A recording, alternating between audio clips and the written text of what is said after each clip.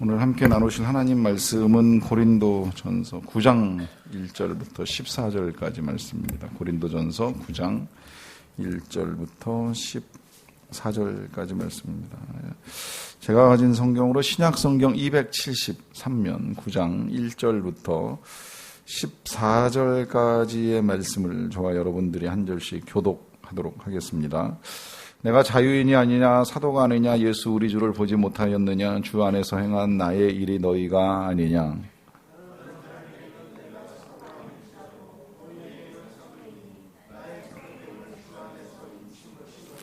나를 비판한 자들에게 변명할 것이 이것이니 우리가 먹고 마실 권리가 없겠느냐.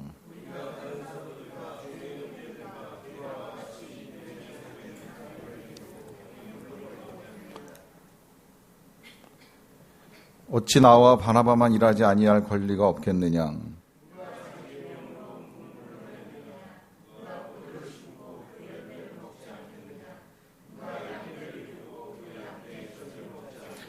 내가 사람의 예대로 이것을 말하느냐 율법도 이것을 말하지 아니하느냐.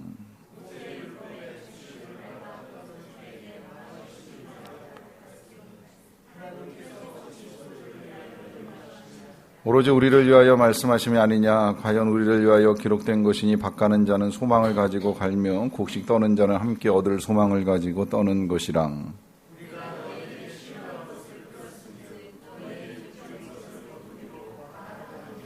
다른 이들도 너희에게 이런 권리를 가졌거든 하물며 우리일까 보냐. 그러나 우리가 이 권리를 쓰지 아니하고 범사에 참는 것은 그리스도의 복음에 아무 장애가 없게 하려 함이로라.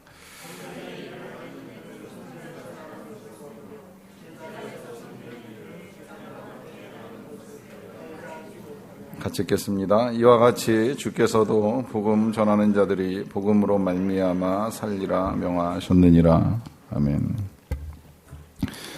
몇 년 전에 제가 주일에 잠깐 소개해드린 책 가운데 이 카일 아이들먼이라고 하는 분이 쓴 책 팬인가 제자인가 하는 이제 제목의 책이 있습니다.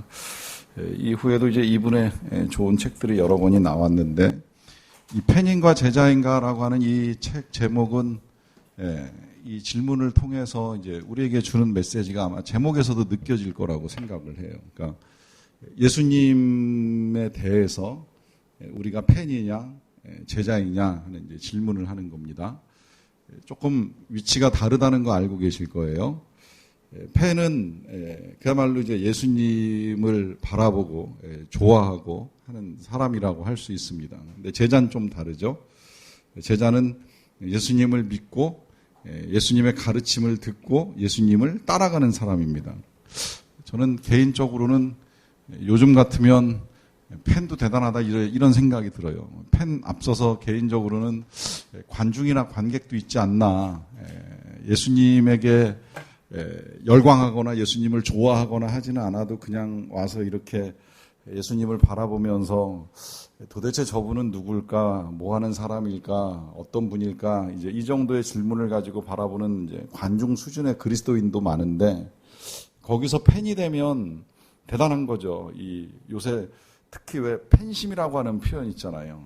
팬으로서 가지는 마음, 이 아이돌을 향해서 팬이 보여주는 열정이나 열광이나 사랑이나 헌신을 보면 팬 정도만 돼도 좋겠다 이제 이런 생각을 하게 되는데 거기 더하여서 지금 제자라 그러면 이제 그냥 그 열광하고 좋아하는 정도가 아니라 다 버리고 따라가는 거예요. 제자는 자기의 인생을 찾는 사람이 아니라 예수님을 따라가면서 예수님이 원하시는 것을 찾고 그것을 행하기 위하여 힘쓰는 사람이 제자입니다. 그러니까 진짜 그리스도인이 아니냐 하는 문제는 이제 여기서 결정이 나는 거예요. 이 팬으로 열광만 하고 끝낼 것이냐, 제자로 예수님을 따라갈 것이냐 하는 이제 이것으로 결정이 난다고도 할 수 있겠는데요. 그런데 제가 이제 신학교를 다니면서 여러 가지 강의를 듣다가 이제 한 분이 이제 한국 교회의 여러 가지 상황을 진단하시는 말씀을 듣는 중에 이런 말씀하시는 걸 듣는 일이 있어요. 이제 그때만 하더라도 제가 다니던 시기가 1990년대 이제 후반인데 1980년대부터 이제 한국 교회 안에 제자 운동이 일어납니다. 뭐 사랑의 교회를 중심으로 해서 시작을 했다고 해도 될 것이고, 어쨌든 여러 가지 형태의 제자 운동이 일어났어요. 사랑의 교회 같으면 뭐 40주짜리 훈련을 시키기도 하고, 또 이제 온누리 교회 같으면 지금 우리가 하고 있는 이 1대1 제자 훈련을 하기도 하고, 이제 이런 식으로 교회의 특성과 이제 성격에 따라서 여러 가지 제자 운동이 일어났는데, 문제는 제자 운동이 일어나면서 교회가 성장하거나 교회가 이 사회로부터 칭찬을 받는 일이 일어나지 않았다는 거예요. 물론 개교회는 성장을 했어요. 이제 그런 훈련을 하는 교회들은 성장을 했는지 모르지만, 한국교회 전체를 놓고 봤을 때 한국교회 전체가 성장을 하기보다는 오히려 이제 90년대로부터 쇠퇴하기 시작을 했고, 또 그와 더불어서 이제 교회가 세상으로부터 칭찬과 인정을 받기보다는 이제 오히려 비난과 욕을 먹는 일들이 이제 늘어나기 시작을 했는데, 이제 이런 현상에 대한 진단을 하시면서 이제 그분 나름대로 내리신 결론은 뭐냐면, 제자 아니라는 거예요. 제자가 아니라 이제 사도다, 이렇게 이야기하십니다. 그러니까 제자 훈련, 저는 그렇게 생각을 안 합니다만은, 이제 그분이 내린 분석으로 따지면 제자 훈련은 그리스도인들에게 있어서 성경을 가르치면서 머리만 키우고 생각만 키웠지, 실제로 세상에 나가서 사도로 하나님의 일을 감당하게 만들지 못했기 때문에 이제 이런 현상이 나타난 것이다. 이제 이렇게 이제 진단을 하는 겁니다. 이 사도라고 하는 표현 자체가 영어로는 어파슬인데 헬라어로는 아포스톨로스, 그러니까 보냄을 받은 자라고 하는 의미가 있어요. 예수님께서 세상으로 보내심을 받은 사람을 일컬어서 아포스톨로스, 이제 이 사도라 하는 표현을 사용을 하는데, 제자로 훈련을 받고 양육하고 성장했으면, 그러면 이제 세상에 나가서 주님을 전하고 주님의 말씀대로 살아가는 사도적인 삶을 살아야 되는데, 그런 삶을 살지 못하다 보니까 이제 교회가 그런 현상이 나타나는 거 아니겠느냐, 이제 이런 진단을 내리시는 겁니다. 자, 그렇게 보면 주님이 원하시는 삶의 수준, 딱 제자와 사도를 저는 굳이 구분하고 싶은 생각은 없어요. 복음서에는 제자라고 표현된 사람들이 결국은 사도행전으로 넘어오면서 12사도가 되고, 또 12사도가 남겨준 기록들을 우리가 지금 보고 있고, 그들이 가지고 있었던 신앙의 고백을 잘 정리해서 우리가 매일 아침마다 사도신경으로 신앙을 고백하는 일이 있고 하기 때문에 결국은 제자가 사도이고 이거 큰 차이 없다고 생각을 하는데, 굳이 지금 이제 이렇게 나누어서 보는 건, 이제 오늘 저와 여러분들이 다루어야 되는 주제 자체가 이 그리스도의 사도라고 하는 부분인데, 이걸 다루게 된 배경이 있어요. 무엇 때문이냐면, 사도 바울은 사도냐 아니냐 하는 질문이 있게 되는 겁니다. 질문이 일어난 배경은 조금 이따 말씀을 드리겠습니다만은, 질문이 어찌 되었든지 간에 저나 여러분들은 어쨌든 관중 수준을 뛰어넘어서 제자가 되었건 사도가 되었건 되어야 될 터인데, 문제는 이제 이런 질문도 제기가 되는 거예요. 사도 바울도 사도이냐 아니냐 논란이 많았는데, 그러면 우리는 사도가 될 수 있겠습니까 없겠습니까 하는 질문이 나오는 거죠. 그래서 이 질문은 사실 1세기에도 제기가 되어가지고, 처음에 교회가 세워질 때에는 예수님의 12제자만 이제 사도로 간주했어요. 정확하게는 11명 더하기 마띠아가 12사도라 이렇게 표현을 하고, 사도 바울은 12사도의 범주에 들어가지 않았어요. 그리고 그 이후에 이 예수님으로부터 가르침을 받고 예수님 때문에 이제 예수님을 12사도 때문에 예수님의 가르침을 알게 되고 예수님을 따르게 된 사람들을 일컬어서는 속사도다라고 하는 표현까지 사용을 했었어요. 이게 교회사에서 사용하는 용어예요. 사도, 첫 세대의 12제자, 그 12제자로부터 가르침을 받은 사람들을 이제 속사도 이렇게 표현할 정도로 사도의 시대는 12명으로 끝났다, 이제 이런 얘기까지 나왔을 정도예요. 더더군다나 이 사도의 조건을 사도행전에서 이야기하는데 뭐라고까지 이야기하냐면, 첫째는 예수님의 부르심을 받고, 이제 이게 제일 중요하죠.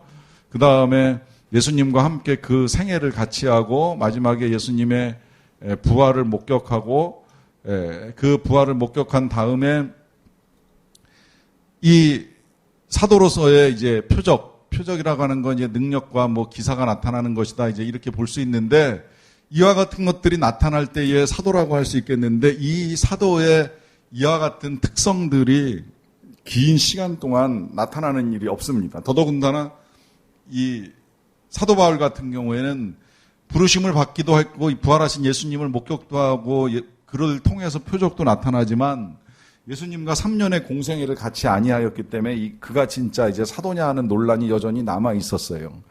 그럼에도 불구하고요, 이제 교회사 속에서는 19세기 말 또 20세기 초에 접어들면서 갑자기 교회 안에 표적이 많이 나타납니다. 미국 펜사콜라 지역의 이 교회들에서 성령이 강력하게 역사하면서 이제 오순절 교단이 형성되고 하는 이때에 이 초대교회에 그런 표적들이 이렇게 나타나다 보니까 다시 사도들이 세워지는 거 아니냐라고 하는 이제 이 논의가 되기 시작을 했거든요. 이제 그러다가 20세기에 신사도 운동이라는 게 이제 일어나기 시작을 하고 21세기에 딱 접어들면서 2001년에 그 피터 와그너 목사님이 신사도 연맹이라고 하는 거를 조직을 해가지고 이제 또 다시 사도의 시대가 시작이 되었다, 이제 이런 표현을 사용을 하는데, 그래서 그 연맹에 가입된 이제 이 몇몇 사람들이 이제 다시 새롭게 사도로 부르심을 받은 사람들이다, 뭐 자칭 그렇게 표현을 하기는 해요.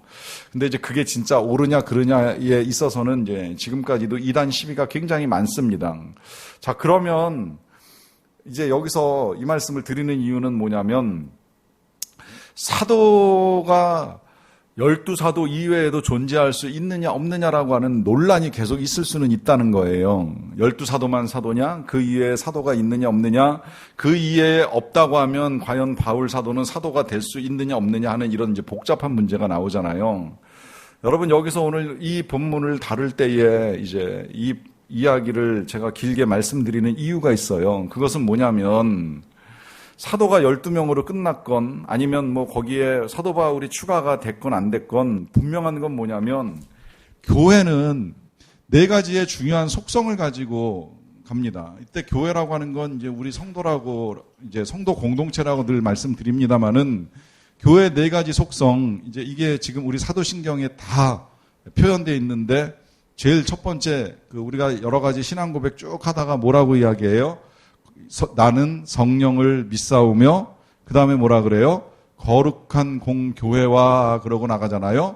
이 거룩성이 교회의 첫 번째 표지입니다. 그 다음에 두 번째로 공교회라고 했을 때 그 공이라는 표현이 빠졌다가 다시 들어간 이유는, 교회는 보편성을 가지고 있다는 거예요. 이건 뭐 공공성이라고도 이야기하는데, 네, 모든 사람들에게 열려있는 교회이고, 역사를 초월해서, 공간을 초월해서 다 그리스도를 믿는 사람들에게 보편적인 교회다라고 하는 의미를 가지고 있는 거예요. 그 다음에 이제 4번째로 먼저 말씀을 드리자면, 거룩한 공교회와 하고 나서 그 다음에 뭐라 그래요? 성도가 서로 교제하는 것과 그러잖아요. 그 교제가 한마디로 말하면 일치성입니다. 이것도 아주 중요한 교회의 속성이에요. 이게 이제 그야말로 시공을 초월해서 존재하는 교회가 한 형제됨을 의미하는 건데, 그 3번째가 사도성입니다. 이 사도성이라고 하는 것이, 교회라는 표현을 사용할 때에 여기에 이제 가르침이 들어가잖아요. 하나님의 부르심을 받아가지고 하나님이 가라고 하시는 곳에 보냄을 받아서 우리 예수 그리스도에 관한 모든 것들을 가르칠 이 교회가 가지고 있는 속성은 사도로 전하는 책임을 가지고 있다는 거예요. 그러니까 뭐 복잡하면 이렇게 생각을 하셔도 돼요. 사도가 12명으로 끝났느냐, 뭐 신사도가 있느냐 없느냐가 중요한 것이 아니라, 우리가 교회로 다 부르심을 받은 이상 우리는 이런 속성을 가지고 있기 때문에 결국은 다 우리가 사도적 삶을 살아야 된다는 거예요. 이제 그게 신학교에서 강의하셨던 교수님의 주장도 바로 그 내용이었던 거예요. 우리가 뭐 팬이 되고 제자가 되는 것도 중요하지만 사도가 되어야 된다. 왜냐하면 우리 다 부르심을 받고 또 보내심을 받은 사람들 아니냐. 우리가 살아가는 삶의 자리를 우리가 다 나가서 그리스도의 이름으로, 이 원래 아포스톨로스라고 하는 단어는 대사라고 하는 의미를 가지고 있어요. 왕의 보내심을 받아가지고 나아가서 한 나라를 대표해서 그 나라의 왕의 뜻을 전하는 일을 하는 사람이 대사 아닙니까? 여기에서 출발한 그대로 아포스톨로스는 그리스도의 대사로서 세상에 나가 그리스도의 뜻을 전하는 사람들입니다.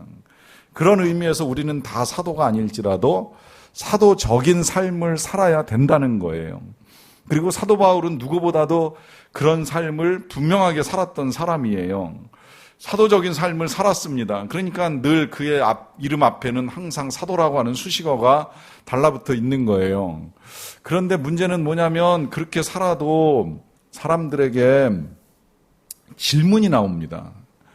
왜 질문이 나오느냐라고 하면 사도 바울이 살아가는 삶의 태도에서 이제 의문이 나오는 거예요. 물론 이런 의문들은 교회가 평안할 때는 별로 그렇게 이제 불거지는 문제가 아니에요. 그런데 교회가 지금 이 고린도 교회가 여러 문제 가운데 사도 바울이 편지를 쓰는 상황이 되었다고 말씀을 드린 것처럼 교회가 파벌이 생기고 분열이 나고 갈라지고 여러 가지 이 악한 일들에 빠지다 보면 이제 문제 아닌 것들이 문제가 생기는 거죠. 그런 질문 가운데 한 가지가 뭐냐면 바울이 진짜 사도가 맞느냐 안 맞느냐 하는 질문을 하게 되는 겁니다. 특히 이제 그런 질문을 하는 이유가 있어요. 뭐냐면 사도 바울이 처음에 고린도 교회에 들어가서 그 지역에 처음 도착했을 때 했던 일은 사도적인 일이 아니었거든요. 이게 이제 이 지역에서 일어난 특별한 일이라고도 할 수 있겠는데 그동안에는 사도 바울이 모든 선교 여행을 다닐 때마다 일단 그 지역에 들어가면 제일 먼저 한 것이 뭐냐면 유대인 회당에 들어가서 복음을 전하잖아요. 그리고 믿는 사람이 생기면 교회를 세워요. 늘 그렇게 해왔어요. 그렇게 해서 빌립보를 거쳐서 두란노를 거쳐가지고 그 다음에 이제 아덴까지 갔는데 이제 아덴에서 어려움을 겪었다고 말씀을 드렸잖아요. 아덴에서 잘 선교가 안 되는 거예요. 교회를 세우기가 힘들어요. 이제 그러다 보니까 그 다음에 이제 이 고린도 지역에 들어갔는데 사도 바울이 마음이 약해지고 힘들다 보니까 이 고린도 지역에 들어가서는 회당을 찾고 복음을 전하는 게 아니라 일을 했어요. 무슨 일을 했냐면 천막 깁는 일을 했습니다. 먹고 살아야 되니까. 그래서 천막 깁는 일을 하는 사람을 만나요. 그렇게 만난 사람이 브리스길라와 아굴라인데 이 사람들을 만나가지고 그 일을 하면서, 그러니까 쉽게 말하면 이제 밥벌이 하면서 그 사람들하고 복음을 전하고 나누다가 이 사람들이 고린도 교회 이제 성도가 되는 거예요. 그러면서 교회를 세우는 거예요. 그러니까 처음에 이 사람들이 봤을 때 사도 바울은 사도라기보다는 천막 깁는 일을 하는 일꾼에 불과했던 거예요. 그런데 어느 날 이제 사람이 늘어나고 교회가 세워지고 하다 보니까 천막 깁는 일을 이제 멈춰요. 그것도 어쩌면 그 시기에 이제 디모데라고 하는 제자가 이 북부 마게도냐 지역에서 이 스승인 사도 바울을 찾아서 내려오는 일이 있는데 내려올 때 그냥 내려오는 것이 아니라 이 마게도냐 지역에서 헌금을 받아가지고 내려옵니다. 그래서 그 헌금을 가지고 와서 이제 사도 바울에게 전달을 해주다 보니까 사도 바울 입장에서는 어떻게 보면 이제 굳이 계속 천막 깁는 일을 하지 아니하여도 이제 계속 사역을 하는데 큰 어려움이 없잖아요. 그러다 보니까 이제 하던 일을 중단하고 계속 복음만 전하는 일을 하는 거예요. 여러분, 이 문제를 오늘날 현실에 가지고 와서 이제 적용을 해보면 이제 어떻게 생각을 하실지 모르겠어요. 뭐 소문에 의하면 미국의 이 캘리포니아 지역에 목사인데 택시 운전하는 사람 뭐 작게는 수백 명에서 많게는 수천 명 있다는 이야기를 듣는 일이 있었습니다. 뭐 실제로 그리고 제 동기생들 중에도 이제 이 목사로 부르심을 받아가지고 교회를 하고 사역을 하다가 생활이 어려워지니까 아르바이트로 이제 여러 가지 일들을 하는 이제 목회자들이 있는 것을 보게 되는 일이 있었어요. 어떤 경우에는 아예 교회를 할 수 없는 상황에서 사역지가 없으니까 아예 교회가 없는 상황에서 전업으로 이제 이 직업을 가지고 세상에서 일하는 사람을 보는 일이 있었습니다. 여러분, 그러면 그냥 쉽게 질문해서 그런 사람이 목사일까요? 아닐까요? 목사로 안수를 받고 한때 목회를 했었지만 지금은 목회자로 교회를 섬기지 않고 따로 뭐 일반적으로 성도들이 가지고 있는 그런 직업들을 가지고 세상에서 그 일을 하고 있다 그러면 과연 그 사람을 이제 목사로 볼 것이냐 안 볼 것이냐 하는 질문이 제기가 되는 거죠. 이 사도 바울이 이제 이 질문에 휘말린 거예요. 물론 지금은 그가 이제 이 고린도에서 에베소로 건너와 가지고 고린도 교회에 이 편지를 쓰고 있는데, 이 편지를 쓸 무렵에 이제 고린도 교회 안에 여러 가지 그 문제들이 형성되다 보니까 그런 와중에 이제 사람들의 마음이 강팍해지면서 질문을 하는 거죠. 진짜 사도가 맞아? 그 사람이 어떻게 사도야? 다른 사도들은 보면 결혼도 했는데 왜 바울은 결혼을 안 해? 다른 사도들은 다니면서 다 교회로부터 여러 가지 후원과 지원을 받으면서 사역을 하는데 왜 그 사람은 여기 와가지고 천막 깁는 일을 했던 거야? 또 했으면 끝까지 해야지. 마게도냐에서 헌금이 왔다고 해가지고서 또 그 일 중단하고 교회에서 돈 받아가지고 사역을 하는 그 사람은 진짜 사도인 거야 아닌 거야 하는 이런 질문들 가운데 사도 바울이 휘말리게 된 거예요. 그러다 보니까 이제 사도 바울이 이제 그 일에 대해서 답변을 하는 것을 이제 우리가 보게 되는데요. 일단 이 답변 내용 속에서도 사도 바울이 그런 표현을 사용을 해요. 어떤 표현을 사용하느냐면, 나를 비판하는 자들에게 내가 변명할 것이다라고 하면서 변명 같은 설명을 합니다. 사실 이거 자체는 목회자로서나 사도로서는 좋은 태도는 아니에요. 변명을 한다는 건 해명해야 된다라고 하는 것이고, 해명을 해야 된다라고 하는 건 어찌되었건 간에 불미스러운 일이 생겼다는 것이고, 그 일에 대해서 성도의 입장에서는 오해가 생겼을 수도 있는 것이라는 의미잖아요. 이제 그런 의미에서 상황이 바람직하지는 않아요. 그런데 이제 그럼에도 불구하고 우리가 사도 바울의 변명에 귀를 기울여야 되는 데는 여러 가지 이유가 있어요. 일단은 사도 바울이 그렇다면 왜 변명하겠습니까? 뭐가 그렇게 안타깝고 답답해서 꼭 이렇게까지 해명을 해야 됩니까? 그냥 본인이 사도라고 믿고 본인이 사도로서의 사역을 해왔으면 그만인 거지, 굳이 이걸 멀리 있는 고린도 교회 교인들한테 일일이 다 편지를 써가면서 변명을 해야 되는 이유가 어디 있겠어요? 이건 자신을 위한 것이 아니라는 거예요. 사도 바울의 사도성은 본인이 변명한다고 세워지고 변명 안 한다고 해서 없어지는 것이 아니라 하나님이 그를 사도로 부르셨고 택하셨기 때문에 이 일에 있어서는 사람들이 판단하고 사람들이 비판할 문제가 아니라는 거예요. 그럼에도 불구하고 그가 변명을 하는 건 뭐냐면, 행여라도 쓸데없는 오해 때문에 잘못 알고 비판하는 사람, 특히 나쁘게 말하는 사람, 악하게 말하기를 좋아하는 사람들이 그냥 내버려 두면 교회 안에서 쓸데없는 말을 통해 가지고 이 교회, 안 그래도 지금 여러 분파 때문에 어지러운 이 고린도 교회를 더 엉망으로 만들 수 있는 가능성이 있다는 걸 사도 바울이 알다 보니까 부득이하게 변명이라는 표현까지 사용을 하면서 그가 사도됨을 설명을 해요. 이제 이게 첫 번째로 중요한 이유가 되는 것이고요. 이보다 더 중요한 건 뭐냐면, 여러분 앞서 말씀드린 대로 우리가 저와 같이 교회로 부르심을 받았던 여러분들 같이 세상으로 부르심을 받았던, 우린 다 사도적인 삶을 살아야 되는 교회예요.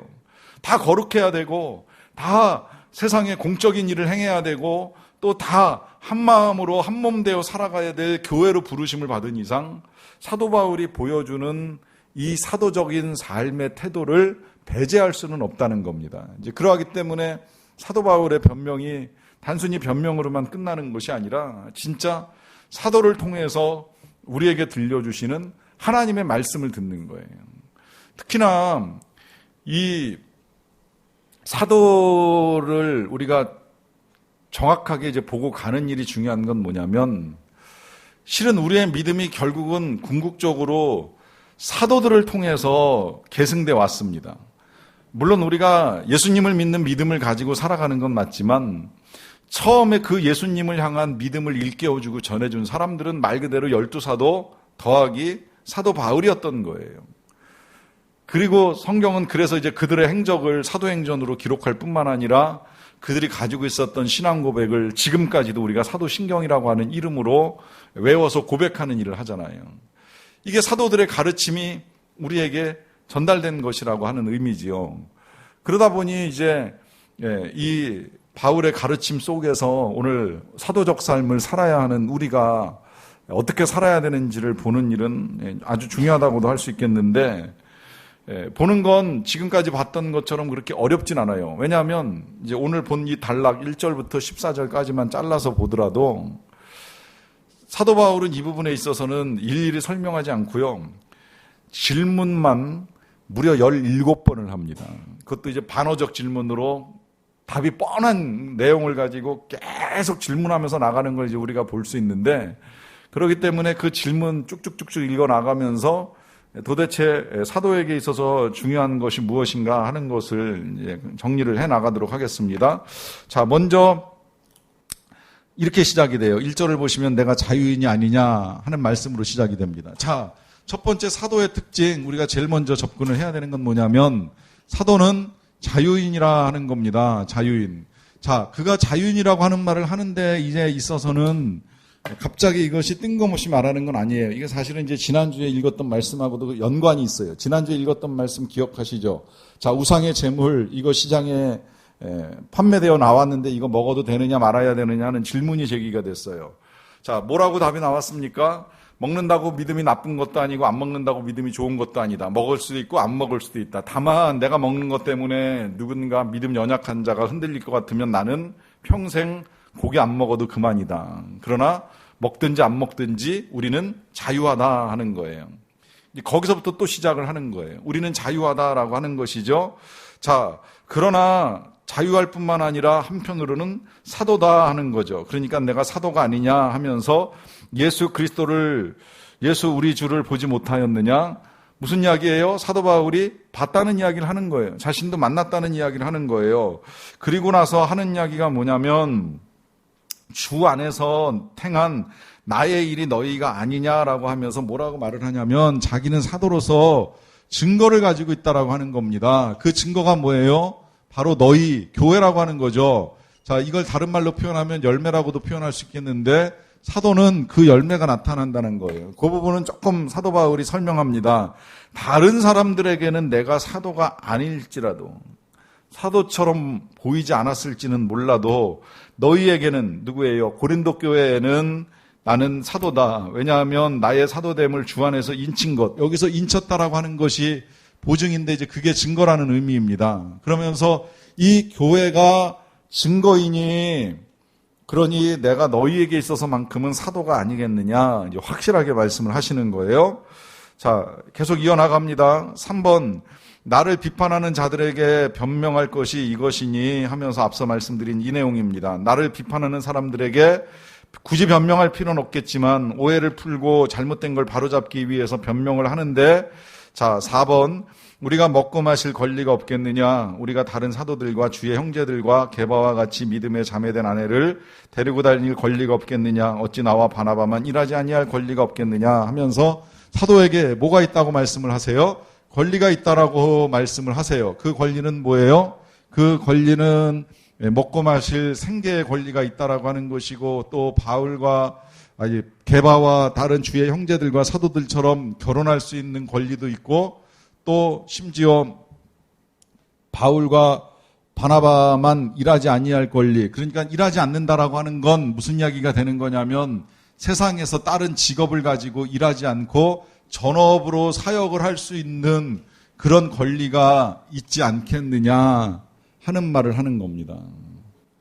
권리가 없지 않다는 거예요. 그런데 중요한 건 뭐냐면, 이 권리가 되었건 자유가 되었건 사도는 이미 우리가 8장에서 보고 넘어온 대로 자유도 있고 권리도 있지만 이거 어떻게 해요? 복음을 위해서 포기하는 일이 있을 수 있다라고 하는 겁니다. 자유도 포기할 수 있고 권리도 포기할 수 있다는 거예요. 사도 바울이 지금 하고 싶은 말은 이 말이에요. 자유도 있고 권리도 있지만 때로는 포기할 수 있다. 이게 우리 그리스도인의 삶의 태도인 것이죠. 그리스도인 술 마실 권리 있어요. 담배 필 권리도 있어요. 남들처럼 살아갈 권리도 있어요. 자유도 있어요. 얼마든지 마음대로 하셔도 돼요. 그러나 우리가 사도라면 꼭 권리가 있다고 해서 그걸 다 행할 것이냐, 자유가 있다고 해서 그걸 다 행할 것이냐? 아니라고 하는 거죠. 이어나갑니다. 7절, 누가 자기 비용으로 군복무를 하겠느냐? 누가 포도를 심고 그 열매를 먹지 않겠느냐? 누가 양떼를 기르고 그 양떼의 젖을 먹지 않겠느냐? 자, 여기 지금 이제 여러 가지 사도의 권리, 그 권리는 한마디로 말하면 열매를 먹을 권리인데요. 자, 이 열매를 먹을 권리에 대해서 지금 사도 바울은 세 가지 직업군을 가지고 이야기해요. 뭐냐면 군인, 자기 비용으로 군복무하는 사람 어디 있냐는 거예요. 없죠. 우리나라에도 지금 군대 일단 들어가면 나라에서 다 옷부터 시작해서 잠자리에 먹을 것까지 다 제공해 주잖아요. 이게 이 시대 2000년 전에 그랬어요. 물론 그 전 시대에는 안 그랬던 적도 있습니다만은 이제 로마 시대만 하더라도 로마가 워낙 세금을 잘 걷어들였기 때문에 로마의 군인들은 다 국가의 세금으로 먹이는 일을 해왔어요. 거기다가 누가 포도를 심고 그 열매를 먹지 않겠느냐. 이제 농부라는 직업을 가지고 이야기해요. 그리고 누가 양떼를 기르고 그 양떼의 젖을 먹지 않겠느냐라고 하면서 이제 목자도 양떼로부터 먹을 것을 취한다고 하면서 여기까지 뭐라고 말을 하냐면 내가 사람의 예대로 이것을 말하느냐 하면서 일반 사람들도 세상에 있는 사람들도 군인은 군인대로 농부는 농부대로 목자는 목자대로 자기가 일하는 만큼 필요한 걸 받는다는 이야기를 하는 거잖아요. 그러나 사람들뿐만이 아니라 그 뒤에 율법, 성경도 이것을 말하지 아니하느냐. 모세의 율법의 곡식을 밟았더는 소에게 망을 씌우지 말라 기록하였으니 하나님께서 어째 소들을 위하여 염려하심이냐. 이거 실제로 이제 레위기에 나와 있는 율법인데 이 소가 곡식을 떠는 작업을 하는 중에 그 입에 망을 씌우지 말라 하는 명령을 내리시는 일이 있었어요. 왜냐하면 일만 시키고 못 먹게 하면 안 된다는 거죠. 소가 먹기도 해야 된다는 거예요. 그러니까 어찌 일만 시키고 먹지 않게 할 수 있겠느냐 하면서 이 말씀이 또 어찌 소들을 위해서 염려하신 거냐 하는데 저는 구약 말씀 이 말씀 볼 때 소들을 위해서 염려하신다고도 보기는 봐요. 왜냐하면 안식일법을 제정하실 때 하나님이 사람만 쉬게 하시는 것이 아니라 종들도 쉬게 하시고 소와 양들도 다 쉬게 하시잖아요. 그러니까 짐승도 쉴 땐 쉬어야 된다는 거예요. 그렇게 보면 짐승도 먹을 때는 먹어야 된다는 거죠.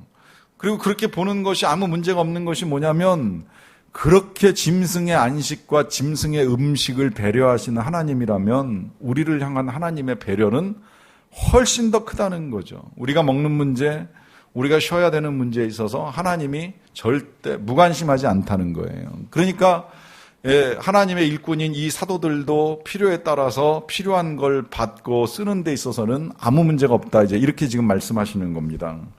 그러나 그보다 더 중요한 것이 있습니다. 그게 뭐냐면 이런 권리들이 있음에도 불구하고 더 중요한 건 뭐냐? 10절로 넘어갈게요.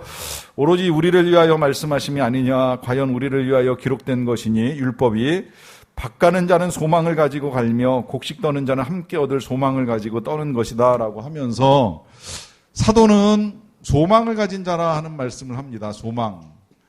자, 어떤 소망이냐라고 하는 것이 이제 되게 중요한데요. 11절로 넘어가 볼게요. 우리가 너희에게 신령한 것을 뿌렸은 즉 너희의 육적인 것을 거두기로 과하다 하겠느냐 그래요. 자, 보세요 여러분.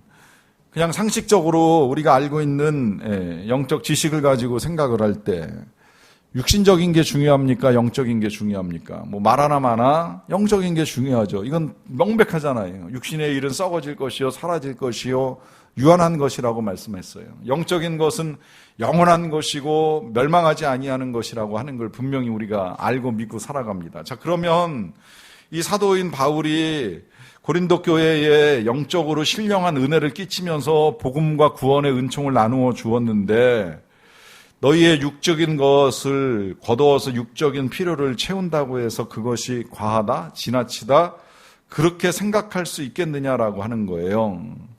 그러니까 그렇게 생각하면 안 된다는 말씀을 하시는 거죠. 그러나 12절 다른 이들도 너희에게 이런 권리를 가졌다라고 합니다. 이때 이 다른 이들이라고 하는 건 아까 제가 이제 처음에 말씀드린 것처럼 베드로나 뭐 다른 사도들 같은 경우를 이야기하는 거예요. 그런 사도들도 여러 가지 권리들, 교회를 섬기면서 교회로부터 여러 가지 지원을 받을 권리를 가졌는데 하물며 우리일까 보냐.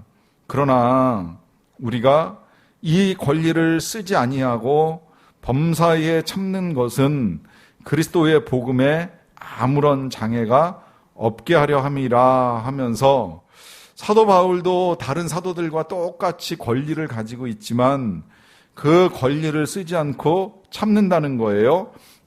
이때 이 참는 건 말하지 않고 참는 것도 될 수 있고 덮어두는 것도 될 수 있고 이제 목회적으로 인내하는 것도 될 수 있는데 어쨌든 그런 모든 것을 참는 이유는 뭐라고 이야기합니까? 복음에 방해가 되지 않게 하려 함이라 하는 말씀을 합니다. 결국은 이 사도의 소망은 뭐예요? 사도의 소망은 복음이에요. 그러니까 이 복음을 전하기 위해서 때로 교회로부터 아무 도움을 받지 못할 때에는 그때는 본인이 천막을 깁는 일을 해서라도 생계를 유지하면서 복음을 전하는 거예요. 그리고 그러는 가운데도 역사가 나타나요. 사실은 이 브리스길라와 아굴라 같은 경우를 보게 되면 좀 특별한 역사인데 이 역사가 일터에서 일어납니다. 이게 우리가 진짜 눈여겨봐야 될 것이죠. 사도 바울이 나중에 로마서를 쓸 때 보면 이제 로마의 편지를 쓰면서 여러 사람들의 안부를 묻기도 하고 또 여러 사람들을 기억하면서 이름을 쭉 열거하는 걸 볼 수가 있습니다.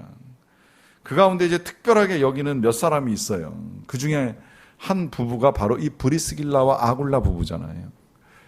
브리스길라와 아굴라 부부. 그들이 나를 위해서 했던 헌신이나 희생은 진짜 자기 눈이라도 빼어줄 만큼 애를 썼다고 말할 정도로 이 부부를 극찬합니다.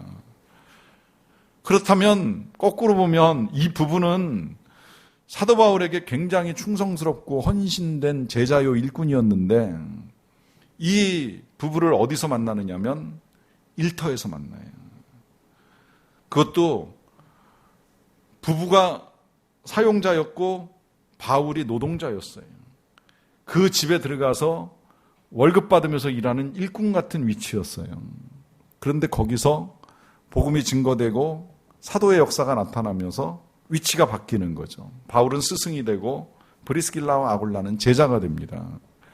이 일을 통해서 우리가 기대할 수 있는 건 뭐냐면 하나님의 역사, 이 사도의 역사가 교회에서만 나타나는 게 아니라는 거예요. 그래서 뭐 교회 안에서 진짜 신사도니 뭐니 이야기하는 게 중요한 것이 아니라 우리가 다 사도로 세상에 나가 부르심을 받고 일하는 하나님의 사람들이라고 하는 것이지요.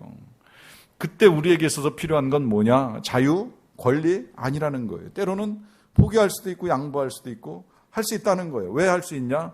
복음에 장애가 생기지 아니하도록. 그래서 이제 소결론을 13절부터 내리게 됩니다. 성전의 일을 하는 이들은 성전에서 나는 것을 먹고 제단에서 섬기는 이들은 제단과 함께 나누는 것을 너희가 알지 못하느냐. 이와 같이 주께서도 복음 전하는 자들이 복음으로 말미암아 살리라 명하셨느니라 그래요. 자, 복음 전하는 자들 어떻게 산다고요? 복음으로 말미암아 산다 그래요. 그러면 복음으로 말미암아 산다는 건 뭐예요? 이것도 자칫 오해하면 또 복음 전하면서 자기 필요한 소득을 채우고 생계를 유지한다? 그런 말 아닙니다. 여러분, 복음으로 산다는 건 복음이 뭐예요? 복음이 하나님의 사랑이 드러난 게 복음 아닙니까? 특별히 십자가를 통해서 드러난 사랑이 복음 아닙니까? 예수님을 통해서 나타난 게 복음 아닙니까? 이 복음의 핵심이 뭐예요? 하나님이 우리를 사랑하신다는 거 아닙니까? 끝까지 사랑하신다는 게 복음 아닙니까? 그 복음을 믿는 사람들은 어떤 일을 하느냐 마느냐, 돈을 버느냐 안 버느냐, 돈을 받느냐 안 받느냐가 중요한 것이 아니라 그야말로 하나님이 나를 사랑하신다, 하나님이 나를 먹이신다, 믿음을 가지고 살아가는 거예요. 그 믿음 가지고 살아갈 때 그럼 나는 뭐 해야 되느냐? 복음 전하는 겁니다. 이것이 사도적 성도고 사도성을 가진 교회이고 그렇게 우리가 살아갈 때에 하나님이 우리에게 필요한 모든 것을 채우시는 분이십니다. 이 믿음으로 살아가는 저와 여러분들이 되시기를 간절히 축원합니다.